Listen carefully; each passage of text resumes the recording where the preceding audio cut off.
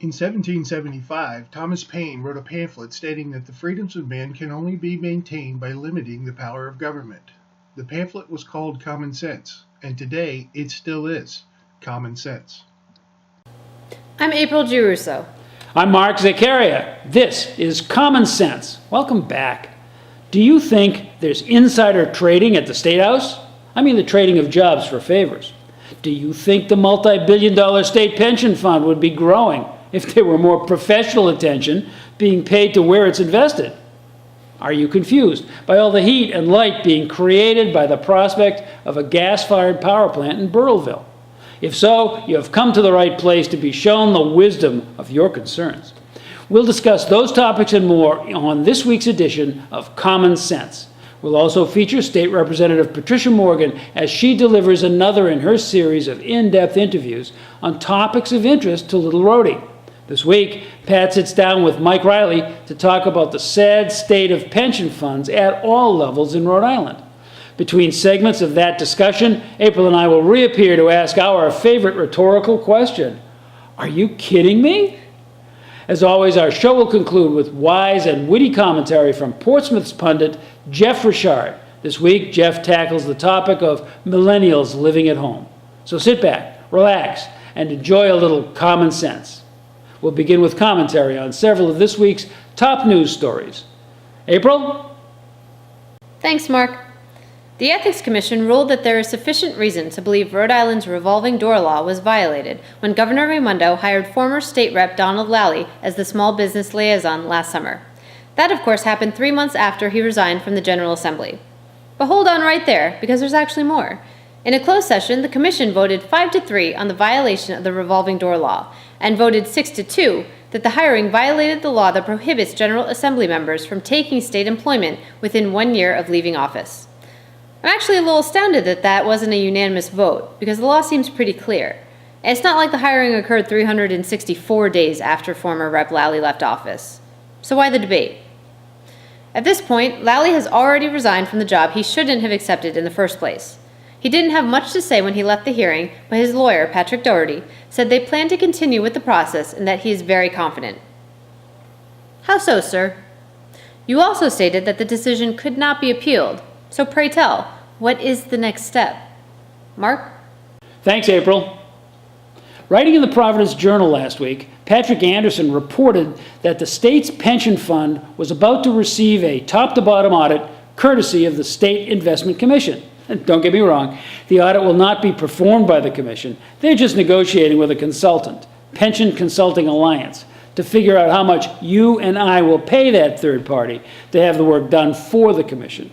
It seems that there's concern in the Office of General Treasurer Seth Magaziner that maybe some asset reallocation is in order. Could it be the 1.97% loss the fund posted last year? Or maybe the mere 1.28% gain it notched in April? If so, that's because the General Treasurer has listed his target growth for the fund at 7.5% per year for 35 years. Hey, don't laugh. That number is down from 8.5% compounded annually he began with when he was sworn in. There is another state board, the Rhode Island Retirement Board, which is technically responsible for suggesting reconfigurations of the investment portfolio and also for approving the projected income numbers. 2 years ago, they made the pension fund drop their forecast rate of income because it was unrealistic in a time of 0% interest rates. It looks like the machinery of the state treasury is slowly responding to the persistent calls from interested observers that they are mishandling the pension money.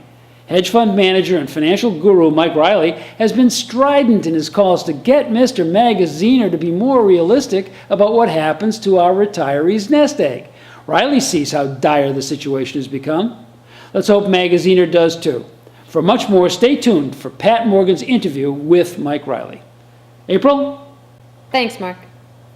The clash over the proposed Burrillville power plant came to a head at the State House, with opponents of the $700 million project facing off with the union construction workers who would build it. Burrillville residents rallied in advance of a hearing on legislation aimed at blocking the Clear River Energy Center by requiring any tax agreement between the town and developer, Invenergy, to go before local voters as a referendum. But as the rally continued, union laborers joined in with their own message that Clear River creates jobs to combat the resident cry that their town is not for sale. Meanwhile, inside the House Committee on Environment and Natural Resources, the discourse was a bit more civil, though opinions are just as divided. On one side of the ring, we have Burrville residents and environmental groups. On the other, there are labor leaders and business groups. The board won't make a final decision until February, according to the Providence Journal. So no matter what side you're on in the debate, you have some time to rally the troops. The Energy Facility Siting Board is in the midst of assessing the merits of the 1,000-megawatt power plant that would be among the largest power generators in New England that burn fossil fuels. The bill at hand, introduced by Senator Paul Fogarty of Burrville, has three main components. First, it would expand the membership of the Siting Board from 3 people to 9 and include the head of the Commerce Corporation and a member of the Water Resources Board. Second, the bill would require a non-binding vote on any energy project by the host city or town council. And third is a Burrville-specific provision requiring a town-wide referendum on tax treaties for energy proposals.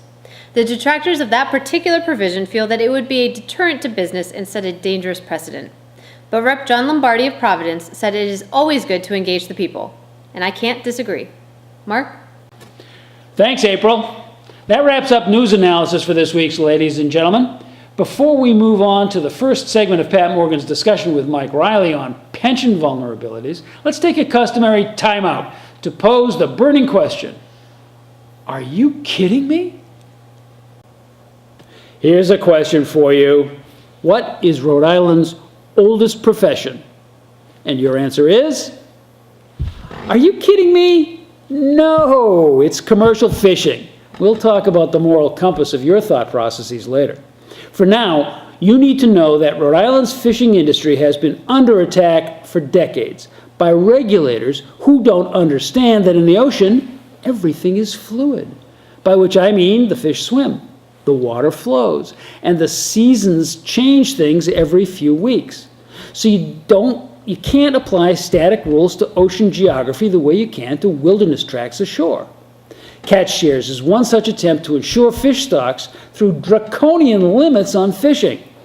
Now the National Ocean Council's Northeast Regional Planning Board has implemented a new coastal and marine spatial plan for waters spanning from Connecticut to Maine. Those boards were created by executive order of the president, but their founding language insists that where their findings differ from congressionally enacted statutes, the board's regulations should take precedent. This new plan went into effect on May 25th. Too bad it hasn't been released yet. More importantly, none of the proposed maps of where these as yet unpublished restrictions will apply were available for the public comment period. So it's no surprise they're not here now either. Do you remember Dean Wormer putting the Animal House on triple secret probation? Now it seems that fate has befallen the Ocean State's commercial fishing fleet. Don't we have a congressional delegation who could step in and argue for their constituents? Do we have a state legislature that could assert 10th Amendment rights? I guess not. Are you kidding me? Red team, listen up. It's Mark from the bunker. I really have to keep my voice down on this one. They will come after me. Hey. It ain't paranoia if they really are out to get you. Listen, the numbers for 2015 are just in, and the top 12 lawmakers in Rhode Island got like more than $110,000 combined just from teachers, firefighters, and laborers. What do you think those folks are buying with all that money? Hey, a legislative campaign costs maybe 10 grand. These guys are wallowing in dough, and they're doing it just to curry favor. I know, no surprises there, but the numbers are in. Look, I gotta get a move on. Now, they're after me. Mark from the bunker, out. Welcome to Common Sense Rhode Island. This is a program where we try to make sense out of the policies that affect your life and come up with common sense solutions. I'm Representative Patricia Morgan, and today we have with us Michael Riley, who is a financial advisor with 2 financial firms, both of which you started. Yes, that's correct. And one is Coastal, Management Group, LLC. and the other is Beach Street. Beach Street Financial Services. And one of those runs a hedge fund, and you've been in financial services for a long, long time. I started on the floor of the Chicago Board Options Exchange in 1973, the year the exchange was founded. All right, so you know an awful lot about investing. Yes. Which is really good, because today I actually wanted to talk with you a little bit about the state pension fund, the Providence's pension fund, and also about some bond offerings that are going to be coming up connected with. Sure. I'm Roadworks. much more of an expert on the pensions than I am on the recent bond offerings, but I would be happy to give you All an right, idea. well, I'm sure you know more than the rest of us do, so let's just dive in. The state's pension fund, where is it now? What's its state of health? So in terms of a funded ratio, which is the normal term used to determine any municipality or state's health, it's roughly 56, 57% funded as of right now, and headed lower. The reason it's headed lower is because our returns on the assets that are in the pension fund, funding the liabilities going out in the future, are growing less, not even growing at this point, and the liabilities are growing. They continue to grow. So let's talk about that. We're supposed to make 7.5% in order to maintain it at, it was 60%, right? Funded? Yeah, so we had that's to make a really 7.5% every year. If we make less than that, the funded ratio goes down. Well, let's just talk about where Rhode Island stands, okay? Okay. So, 50 states in the union, we're in the bottom 10, and that's after reform. Of funded ratio? Yeah. Oh, so we're not We're not doing even well close. at all. Okay. All right. So we, Rhode Islanders, say that the critical status level for our cities and towns and our state is 60%. Every major agency, Pew Trust, Moody's, they're up around 80%. Okay. Is what they consider a healthy funded. So let's just say the bar has been set very low and we're still below it. We're bumping along and we're below it and we're going lower. And we're headed lower. And so we're not making 7.5% on the money No, that we have in there? No. Over, since Magaziner took office, he has not made money, zero. None? None. He's the first in many, many years to have a negative return in a calendar year, and he's about to do it in a fiscal year. Now, if we did have a very strong market recently from Yeah. February lows to where we are now, bumping up against new highs, but amazingly enough, even with the stock market within a whisper of all-time highs, since he's been in office, we're going to show no growth at all, like zero. So I assume that's because of the investments that are inside the, It's completely because of that. okay, it's completely because of that. Yeah. Wrong investments. Yeah. Can you, I mean, I don't know if you've looked at the choices inside, Oh, I've, which yeah. ones are not performing? I have, and so the Is it asset experiment, classes? Okay. the experiment that Raimondo came in with in 2011, roughly, she put in most of her hedge fund investments in November of 2011. There's probably been 10 that have dropped out because of bad performance. One that was kicked out for political reasons that actually had good performance. But overall, the hedge funds have not done their job, contrary to the statements that come out of the conventional wisdom. Treasury. Yeah. So they have done poorly. Now, let me just give a little pushback on this. Some of the endowments, like the Harvard endowment, the Yale endowment, they use hedge funds. Yes, they do. And they have kind of been a bulwark Yeah. against bad markets. Yeah, Did we just pick the wrong hedge funds? essentially yes. But also, a pension fund is a little different than an From an endowment fund. So I advise endowments, I advise pensions, I advise foundations. So I recently advised a foundation that they could run their entire foundation with just 2 investments and be less risky than Rhode Island. Okay. So that just tells you that Rhode Island has a very complicated scheme that's built on academics, which might not surprise you given our governor and former treasurer, And Magaziner, who has a little bit of knowledge about what that might mean, but professed that he was going to come in and with his expertise provide great returns, because that's the only thing that matters. He's done basically nothing. He's sat with Raimundo's plan, and it's starting to fail. It's failing. Yeah. Okay. Let me just talk a little bit. An endowment is different from a pension fund because the pension fund constantly has money going out to Yeah. the retirees. Is Yes, that it? yes. Yeah. So there's a constant flow of money, whereas an endowment, if they're not making a return, they can just stop. Yeah, they can stop using it for whatever they were using it for. And they probably have some kind of guidelines as to, okay, we can overdraw 1 year, but not 2, that sort of thing. The pension fund is in the condition right now that we actually have more money coming out than going in through contributions from the state and from the employees.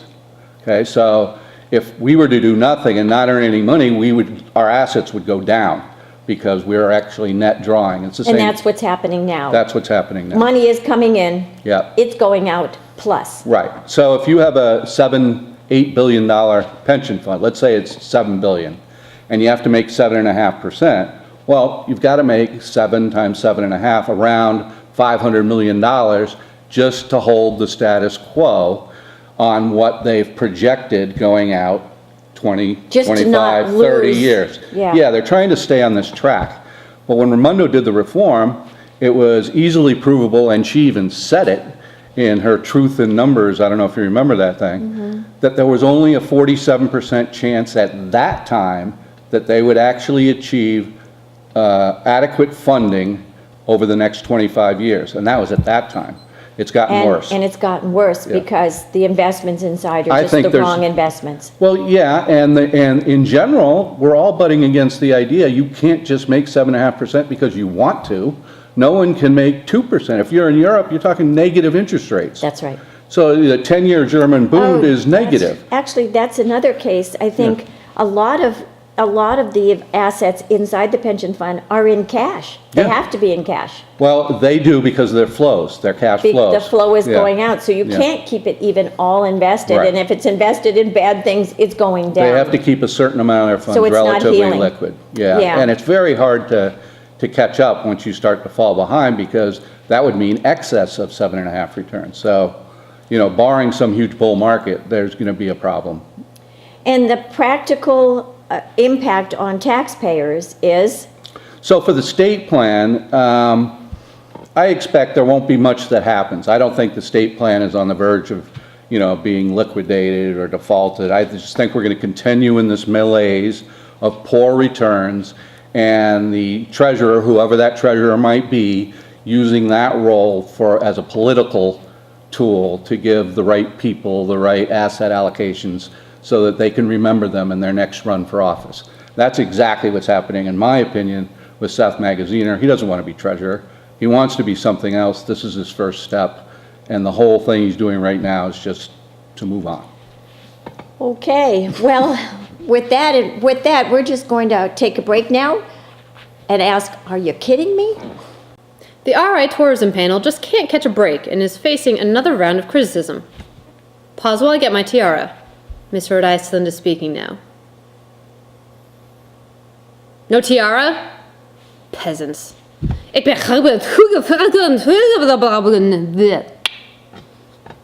Sorry, I forgot how to say it in Icelandic. Though that insinuates that I knew how to say it in Icelandic in the first place. Anywho, members of a special House Commission on Tourism have lashed out against the team working to reboot our struggling visitor attraction effort.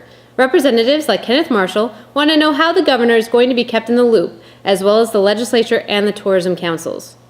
He is frustrated because the Commerce Corporation has not listened to that commission from day one, according to Rep. Marshall. The Commerce Corporation is still looking for a new chief marketing officer to replace Betsy Wall. And I guess they're not finding someone willing to be their scapegoat, even for this sweet, sweet severance package they're bound to receive. The fun part here is that the contracts of the group of consultants executing the campaign reboot are set to expire at the end of the fiscal year in June, and this also happens to be the time of the year when the next fiscal year's budget is going to be discussed and approved.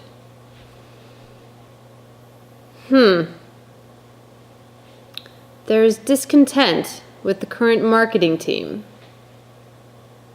and there is the opportunity to not renew their contracts, especially since we should be very money conscious during budget drafts.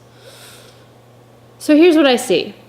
The same people will get a contract renewal, and the Commerce Corporation will eventually find someone who's willing to take the massive payout of an impending severance. And more money will be put into the marketing reboot in order to prevent the horror that was Cooler Warmer. And those in charge are going to expect their PR problems just go away, because they will assume the real change that needed to be made is charging even more to the taxpayers. Are you kidding me? Red team, listen up. It's Mark in the bunker, my listening post in the cellar of the Rhode Island State House.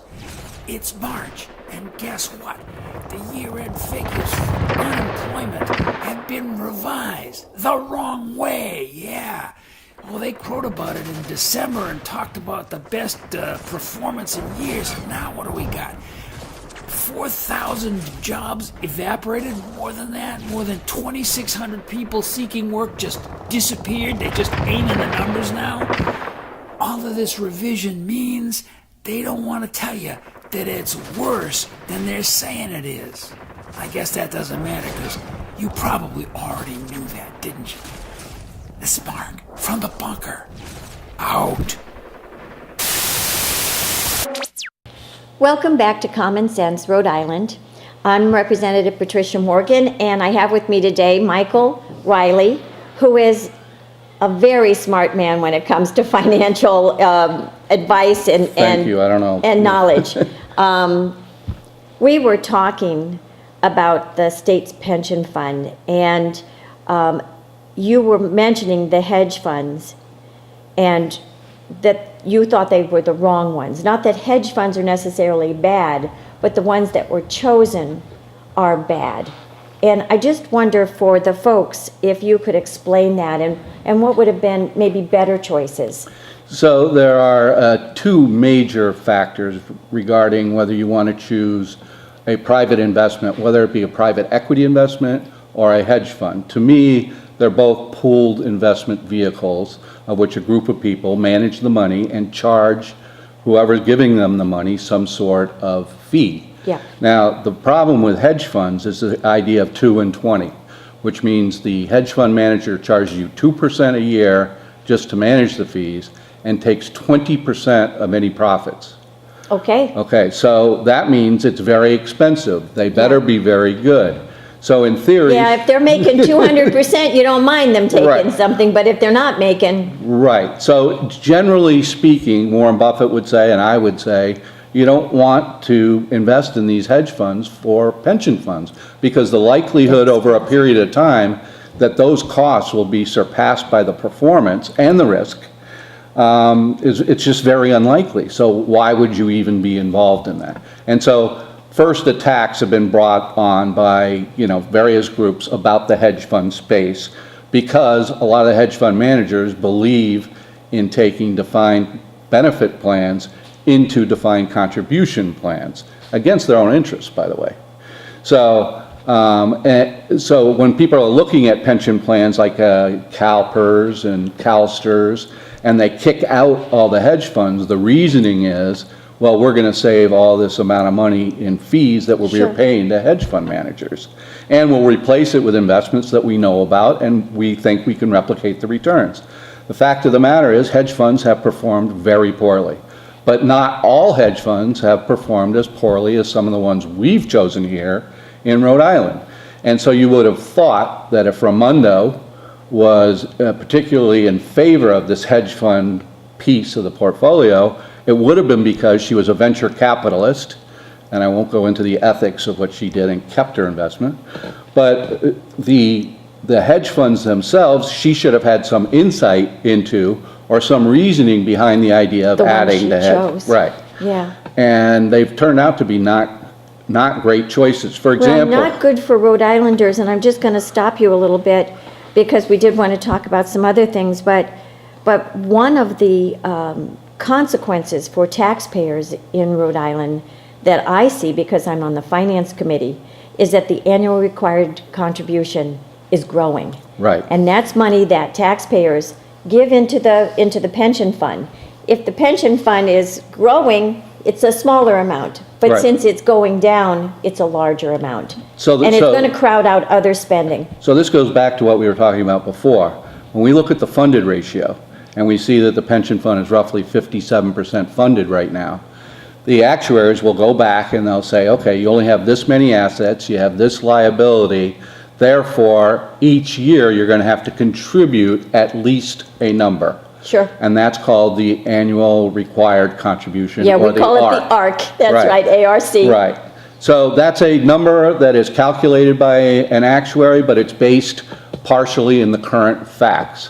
So states... It's the math. It's the math, but states and municipalities know it's the math, and so if they want to fudge that ARC number so they don't have to come up with it at budget time, they keep an unrealistically high expected rate of return. The 7.5 is unrealistic. Right. But that keeps them from having to put so much money into the pension. Exactly. fund. That's been the problem for 20 years now. But even so, leaving it at 7.5%, not increasing it or anything, right now, because the pension fund is going down, we actually have to pay more Yes, you will have to every pay. year. So And that does crowd other spending or tax relief. Yeah. It just does. And don't think that, okay, so we have a $500 million shortfall roughly this year. That doesn't mean you have to come up with $500 million. No. That's amortized over a period of years.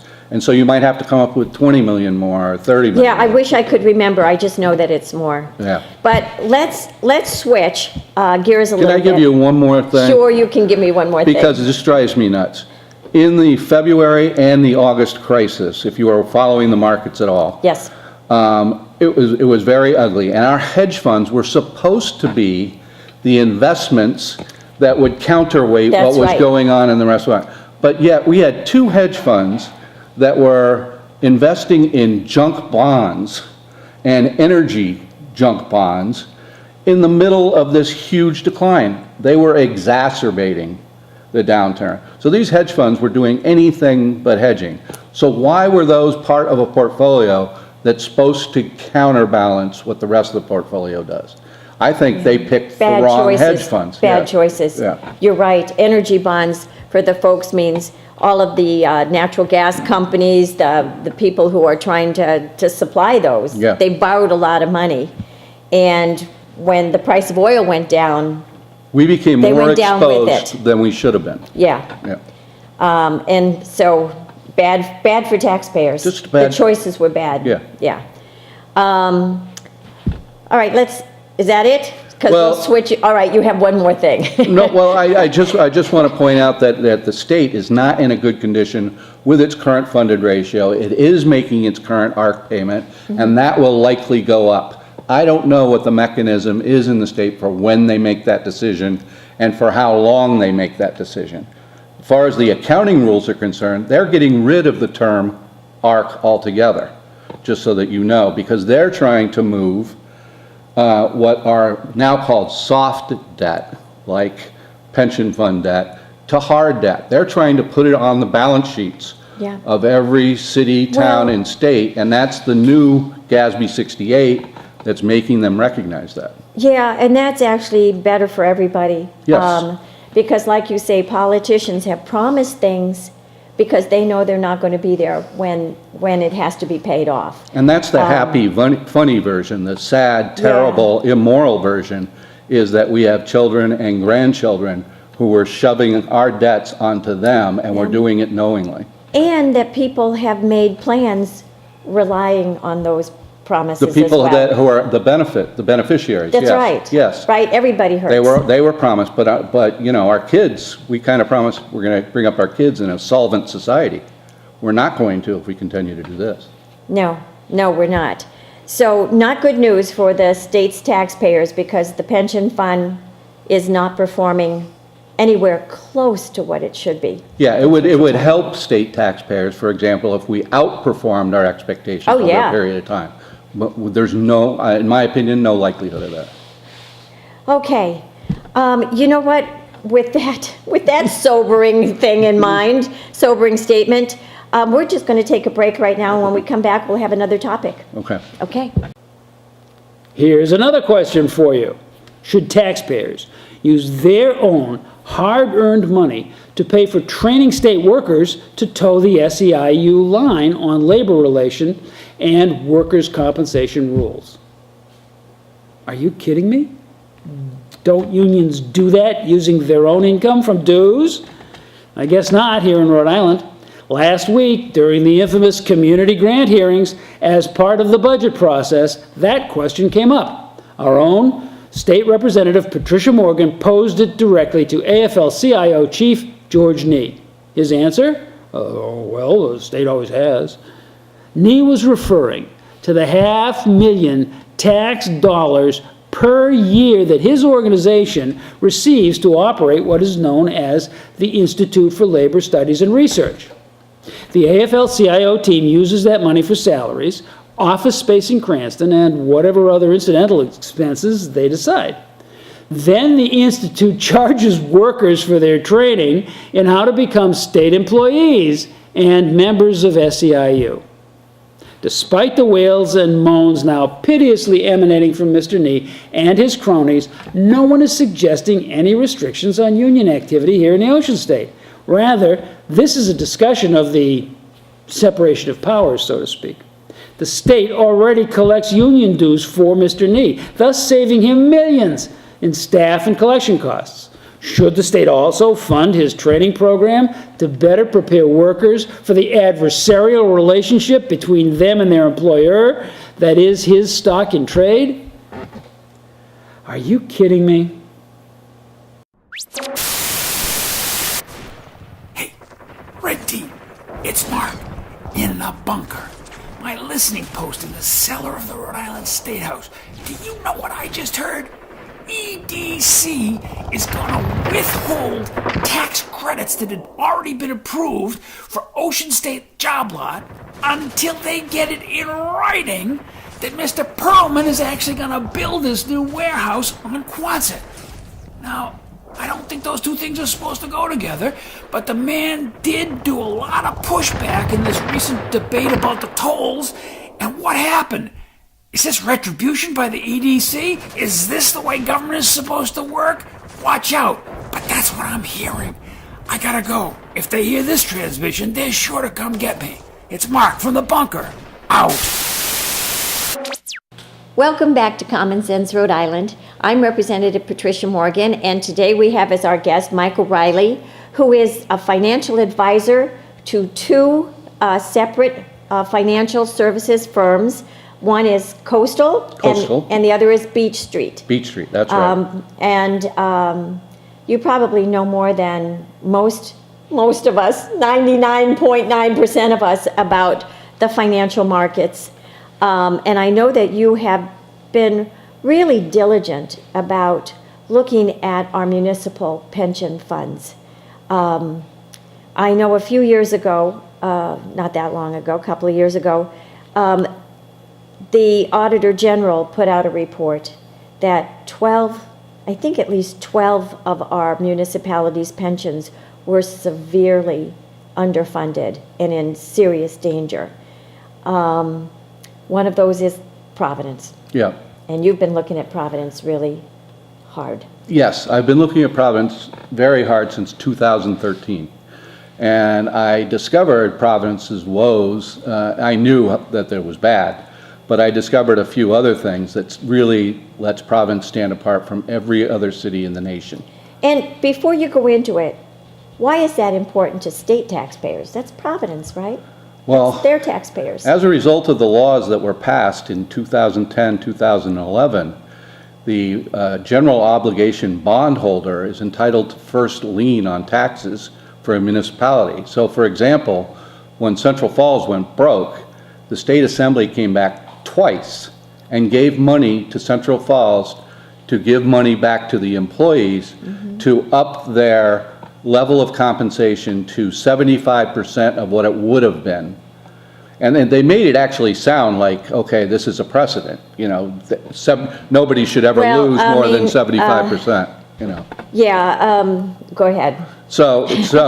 But in any case, that happened, and it happened, you know, on the last day and that sort of thing. So that could set a precedent so that if Providence couldn't make its payments then the state's taxpayers would be asked Right. to make the payments to the retirees. Yeah, I think if Providence were to, right now, dissolve its pension fund, have a problem, and we had to try to settle it, that the true liabilities of the Providence pension plan are in the multiple billions. Billions with a B. Yeah. And that that is certainly not going to be handled within Providence. They don't have the resources. They're bankrupt. So it's going to fall on the state taxpayers, not on the general obligation bondholders, because they're exempted. They're first in line. So it's going to go right to the state taxpayer. So you very much could have a situation where a Coventry firefighter or a South Kingstown volunteer firefighter will be paying state taxes to make up for the retirement of Providence firemen. Well, just regular taxpayers would be asked to pony up all of us, more money. We would all be asked, and that amount is a lot of money. I think it's billions is a lot. Yes, yes. Yeah, that's a lot of zeros. Yeah, yeah. So, okay. But that's the way the law stands right now. So how badly underfunded? We know their underfunded liability is in the billions. So they are in the teens for funding? So they've had to restate their funded ratio, which we talked about with the state, which is 56%. And the critical status is, again, 60%. Providence has been in the low 30s, according to their own numbers. And it was recently restated because they've been lying about their own numbers. They had taken money out of it. Yeah. To further. Well, and the Tavares reform wasn't really what it said it was, and so a lot of numbers have been changed. So the official funded ratio, according to their own numbers, is 27.4%, which really puts low. it's lower than anywhere, lower than Chicago. It's really low. Low.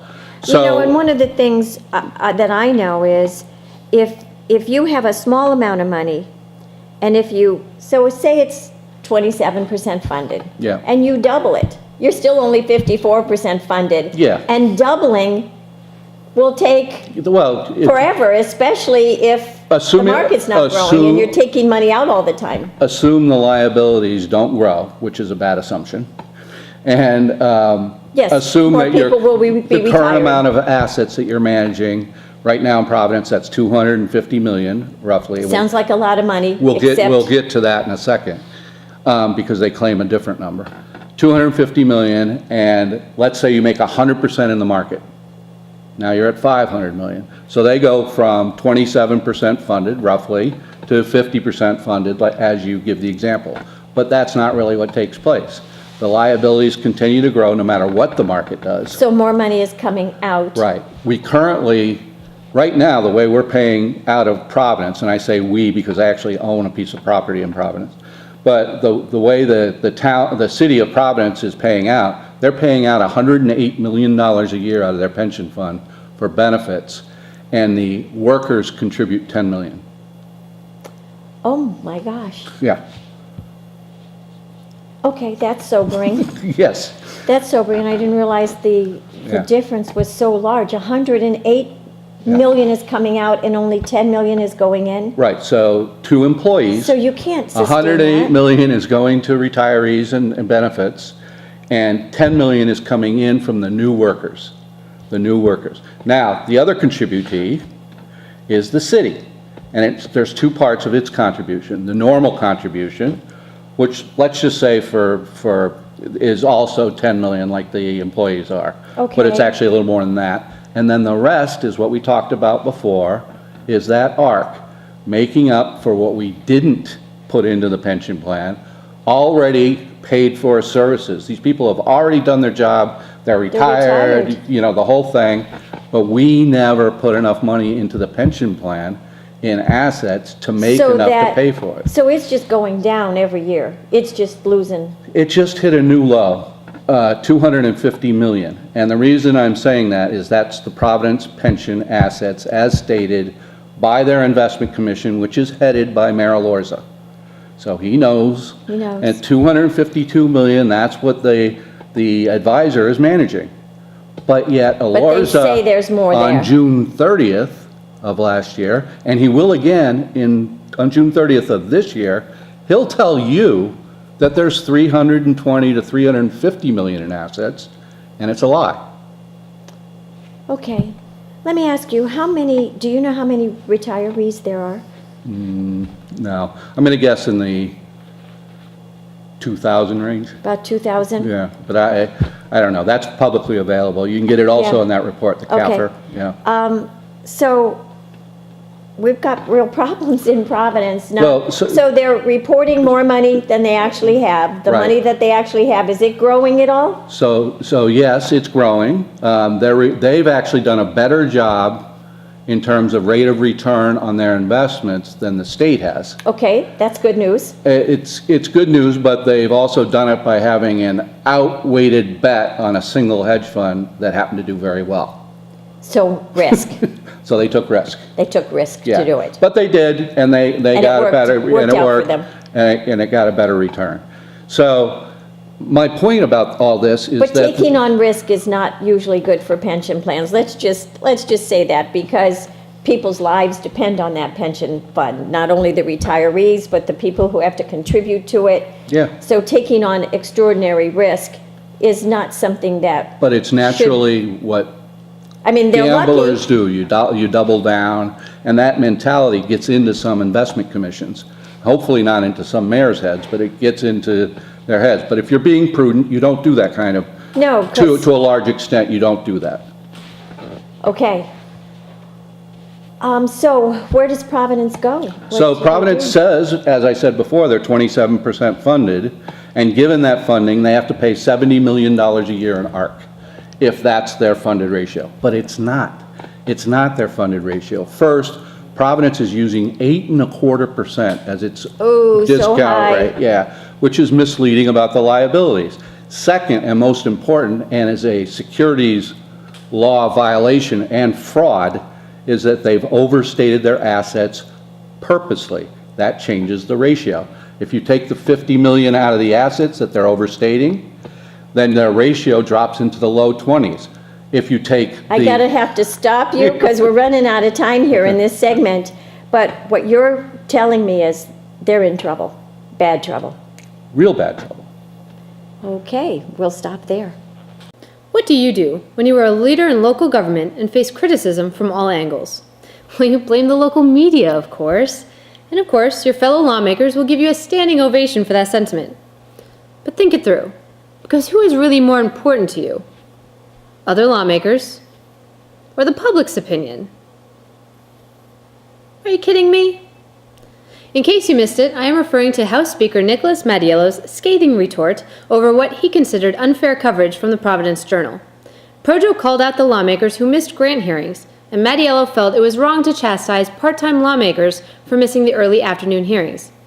He claimed that that time was when, quote, all of us are working somewhere else supporting our families, unquote. Print media is being put through enough in the digital age without having to take that steaming pile of criticism. So, of course, they went to the people and asked for their opinion. A novel idea. Many readers supported Projo, and some felt that Mattiello was being whiny and hypocritical. But all of this, of course, is according to the Providence Journal. Some readers even commented that if you can't make the hearings, you shouldn't run for the position because it is selling those who voted for you short, and even suggested scheduling the hearings later in the day. All in all, it does seem whiny for Mattiello to bash a news outlet for reporting the events of the day. But out of all this, we have received the absolute best outcome. Because coincidentally enough, up to 10 representatives found time in their busy schedules to attend the final grant hearing. Are you kidding me? Red team, listen up. It's Mark from the bunker. This is my listening post in the cellar of the Rhode Island State House. What did I just hear? The General Treasurer reported results for the year 2015 for the pension fund.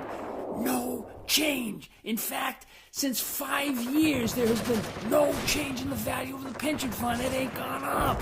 What's 5 years got to do with anything? 5 years ago is when then Treasurer Raimondo made this big stink about reform and said something like peace in our time or something like that was at hand. Now, all of a sudden, we're nowhere except we got more retirees, and since 1991, we've been paying out more than we've been taking in. That can't go on forever. Hey, they sent out the present spokesperson for the present general treasurer. His name is David Ortiz. Trust me, no relation. Ortiz says, don't worry about it, it's fine. Hey, pay no attention. What? There are 45,000 present and potential retirees for this state. And I don't think they'll all fit inside this bunker. We gotta do something about this. It's Mark from the bunker. Out.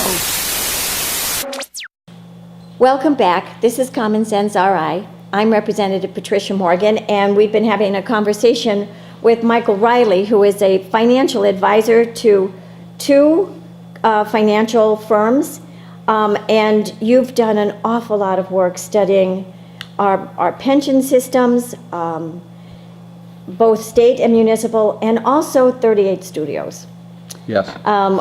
And you've looked at it from kind of what the deal was with moral obligation bonds. I want to kind of talk about 38 studio bonds in relationship to the new Garvey bonds that are going out. Garvey, for you folks that are listening, are the bonds that we say we're going to be getting money from the federal government. So we're going to borrow money based upon the fact we're getting that money. And by getting it early, we not only won't have that money in the future, but we'll pay an interest rate on it. But let's talk about the 38 studios bond offering. I actually read it, and I thought that the conditions inside were hostile to taxpayers. Very high interest rate, higher than, I mean, if you're guaranteeing people they're going to be paid, it should have been a very low interest rate. We paid 7 5/8, I think. Yeah. An enormously high interest rate. And then the other thing that was galling was that even if we wanted to say, okay, we don't want to pay any more interest, we were prevented from paying it off earlier or restructuring it. So you're looking at it now and saying what a mistake this was. I found out about it because someone called me and said, I don't know why it's like this, but you can buy into this bond, and here's what you can get. And I don't understand why you can get this and why the rate is so different from going rates in the rest of the market. Moody's rated AA. If you compared it to every AA bond in that time area, it was yielding 300 basis points more. 300 basis points is 3%. 3 full percent. 3% more. Just way out of The whack. folks who have savings accounts and are getting 0.5% will understand what that means. You were getting a guaranteed 7.5, and beyond being guaranteed, the state then went in and said, okay, we'll give you enough money so that you can pay for your own insurance. And so they insured their bonds on top of all of this. Now, we decided not to invoke the insurance, which I have a real problem with. Yep, me too. Okay, but basically a bondholder it was almost like a treasury. I'm guaranteed 7.5% when the treasuries were 3. Yeah. Enormously high interest rate Right. for a bond that was guaranteed, and we've seen in the paper just recently that that's what the people who were loaning the state the money thought. They said, we didn't even look at the company's spreadsheets because we knew we were going to get paid back, guaranteed. And that would be the instinct of an investor like me. But even beyond that, you know the common sense. If something is so good and it just can't be true. That was my attitude. I was afraid of it because I said, this can't possibly, there's got to be some way that I'm going to lose in the end. Yeah, because and so it was just too rich. it was wrong. How could Moody's rate it AA? How could it, at the same time they rated AA, have it be a 7.7% yield? It just did not make any sense. So for me, now looking back at this, there had to be some sort of tomfoolery between the rating agency and the state, and I think that should be investigated. And we have to look at 38 Studios for all of the things that it did wrong. You mentioned one thing earlier about paying off All early. right, and so there's the other thing. Inside the conditions, it says they cannot be prepaid. So if, I remember when this was happening in the General Assembly, I said, well, why don't we just find the money and pay it off? At least stop the interest rate. Stop that interest rate. Yeah, You cannot. By the conditions that are put in the offering, you cannot do it. You can't alter it, because sometimes you can go and you can kind of like put out a second mortgage on it. Right, You take right. the same bonds, you make a different deal. right. You Can't do you it. can refinance, Cannot is do what it. you're saying. Yeah. Refinance it. Well, this was a private placement. This was sent specifically to a group of institutions and individual investors who were told what the investment was, but who were also assured they couldn't lose money. They were literally assured they couldn't lose money. I don't know who said that to them, or who said that to Moody's, or who said it to anybody. It should never be said. I mean, never. as an investment advisor, you could never say that. Right. But basically it was. And then we had our State House officials go up and visit Moody's and so on and so forth, and give their personal guarantee. I believe Paiva Weed said it, a personal guarantee that we'll pay these off.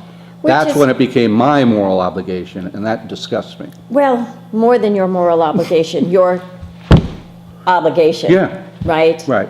So right on the front of that document. it did. The citizens of Rhode Island do not have to pay this. It does say it. It's in a box. Right, It's actually bolded. Yeah, but that's so not that what you can see Paiva it. Weed said. No, it isn't.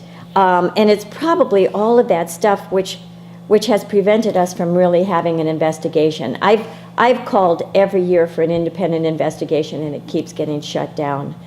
But for me now, I mean, I'm going to continue to do it. Yeah. The SEC has come in. Funny, the SEC can investigate, and they can find wrongdoing. They actually are charging Wells Fargo and the Rhode Island EDC with fraud. That's the I think- Securities and Exchange Commission. Right. So that's the SEC. They govern the issuance of bonds. That's why I think Providence is violating the SEC, because they're misleading their investors. They're not giving the real Right, numbers. right. So why this is really troubling to me, I mean, it's troubling to me because we should never have had the 38 studios. We should not be continuing to pay it. And we should have a real investigation by somebody who is independent and can get to the bottom of it. Which is exactly what would happen if the insurance company stepped in. But- They'd hire somebody other than a Rhode Island General Assembly member or the Attorney General of Rhode Island. They would hire somebody outside and have a real investigation. But they won't do that unless we say we're not paying anymore. Right. So There's no that's reason. why we keep paying. Right. That's why we keep paying. That's the big cover-up, and it's But- been going on since Mattiello stepped into that chair. Right, but yes. But now we have $230 million worth of new bonding going out, which is the Garvey bonds for the roadworks program. How do we make certain that those very hostile to taxpayer provisions are not in these bond documents? I don't know. I don't know what we can do. I do wish we had already gone through the investigation and seen exactly what was wrong with how we handled 38 studios, and we would know exactly what to look for. You mentioned one, the refinancing capability, but you know, I don't know what we can do. I honestly don't. Yeah, we just have to One idea. make them give us the documents before they make the deal. Well, some people have said don't issue moral obligation bonds, and if they're Well, going and the Garvey is not going to be moral obligation, but still you But can the- write conditions into these bond documents that are not good for taxpayers, and I want to check it out, quite frankly. I don't trust them anymore. Well, yes, that's right. And again, I don't know the specifics of a Garvey bond, but another thing you can do is you can have a dollar amount. If we're going to raise in a bond offering a certain dollar amount, I want a citizen vote. I don't want to just go through the assembly and have it passed on. So if we have See, that's lack of trust. Yeah. It is lack of trust. And that's where we're stuck in Rhode Island politics today. We'll see you next week. This week, the Wall Street Journal offered two stories I got into. One was on the humorous side, the other a bit less so, but worthy of attention. First, When my wife and I became grandparents, it did not occur to us that we would not be called Grampy and Grammy. Growing up with both a Gram, Grampy, Grandmère, French side, Grandpa this or that, and a Nana. Oh, I have a photo of myself, my son, his grandpa, and his great-grandpa. All 4 generations in the picture, a treasured shot. Now, I looked up what the wiki folks had to say on the subject of grandparents. Lots there. Found out that the prefix grand dates from the early 13th century from the Anglo-French word grand. The term was used as a translation of Latin magnus. The prefix grand represents a direct translation of magnus into English. So the use of the term grandparents sets up an image of older and wiser. Someone who has been around and who needs to be listened to and respected. So to be a grand is important, or is it? Oh, how times have changed. According to Claire Ainsbury, writing in the journal's 25 May edition, about 1.7 million people become grandparents each year. And they now have a chance to pick out a name other than the traditional. They can even go to websites and books devoted to name alternatives. So you can be Bappa, Chief, Skipper, Punky, Bubby, Pop-Pop, Mimi, Mamau, Nona, Bober, Napa, or Sonoma, Jomama, Go Dog, Baba, Biggie, Papster, Mama Bear, Honey, Bob Bon, and the list goes on. If you can think it up and it sticks, you are good to go. But I am struggling with the amount of respect you give to a grandparent called Bobber, as opposed to that very powerful term, Grandpa. Will anyone hold the door open for Bobber? I suppose they will if Bobber can't open it himself. Now, I propose that we ask all the folks we know who appear old enough to have grandchildren what they are actually called by the grandkids. We'll put the selections in the word order that you think commands the greatest respect, but don't show it around. Now, on to the distantly related second Wall Street Journal article. That one talked to the fact that more and more of America's kids are living with their parents and or Grandpa Bubba. The share of young adults, that would be the millennials aged 18 to 34, living with their parents hit 32.1% in 2014. That number is greater than the 31.6% who lived with a spouse or partner in a separate household. Now, the rest of the folks, up to 100, lived alone or with roommates or were single parents. In the 1960s, a peak of 62% of that age group lived as part of a romantic couple, while only 20% lived with mom and dad. So why is everybody staying at home? The Pew Research Center has been studying this issue for some time and suggests some possible explanations. One is declining employment. In 2012, 63% of the 18 to 31-year-olds had jobs, down from 70% of that age group in 2007. In 2012, 45% of unemployed millennials were living with parents. But if you had a job, it dropped down to 29%. Best get Johnny a job, Dad. The second reason for this phenomenon might be college enrollment. In March of 2012, 39% of 18 to 24-year-olds were enrolled in college. The number at home was 66% versus 50% for those not in college. The third possibility is a decline in marriage. In 2012, 25% of millennials were married, down from the 30% in 2007. Getting married got you out the door 47% versus 3%. Now, to blame this problem solely on the ladies, but it seems that American ladies are delaying their marriages. In 2013, women were half as likely to be married as young women were in 1940. Today, the typical woman begins her first marriage at 27. In 1940, it was 21.5. Now, my own girls were in their mid-30s before tying the knot. So So if you add this all up, it means that millennials with jobs who don't have to pay for housing because dad has that one covered, they have extra money to go out and eat and to buy stuff. Now that's great, unless of course they are paying off a heavy student loan debt. Thank you for watching and God bless.